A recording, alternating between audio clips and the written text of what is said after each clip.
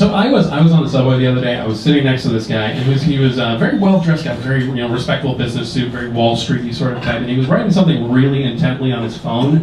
And so I leaned over to see what it was, because a crowded subway is no excuse for an inappropriate touch, but it's a perfectly reasonable excuse to violate a stranger's privacy. And he was really into whatever he was writing, and I wanted to see what it was, so I leaned over, and this guy, he was just making a list on his phone, and it said in big letters at the top, "Places to fuck."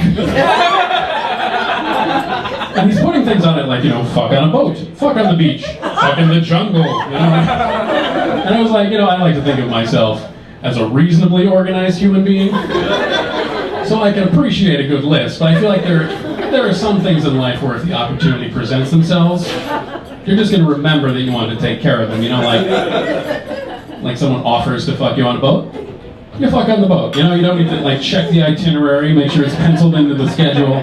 I mean, what is it? Is this guy really going to be like, well, I could fuck on this boat, but the list says fuck on a yacht, and this is really more of a schooner, so I just like to use the word schooner in comedy whenever possible.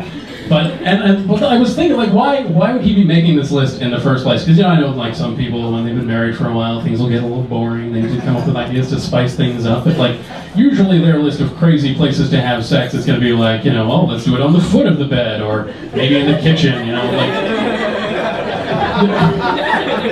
You don't go straight from zero to jungle fucking. It's always I know I'm a pretty boring guy. The only way I'm going to find myself fucking in the jungle is if my plane goes down and I'm found by a pack of lonely, wild mountain gorillas, That joke gets funnier as you picture it, doesn't it? But then I thought, we're going to stick with this for just one more minute. Because I have nothing better to do than think about this guy. So but I just got engaged a little while ago, and then I thought okay, so maybe, thank you, one person. The room's response is more or less the same as my girlfriend, so she just looked at me and felt bad. It's basically, no, you're just trying so hard. But no, this guy, I started thinking maybe that's why he needs this list. Maybe this guy's engaged, and he's trying to plan his honeymoon, that's why he needed lots of crazy exotic places to have sex. And I could just picture it too, his fiance, she's been doing all the work, that it's been a long engagement, she's been doing all the planning, the dress, the flowers, the tables, everything, and she gave him one job, just to make him feel useful, and she was like, hey, why don't you come up with some things that we can do on our honeymoon while we're at the resort. You're way ahead of me.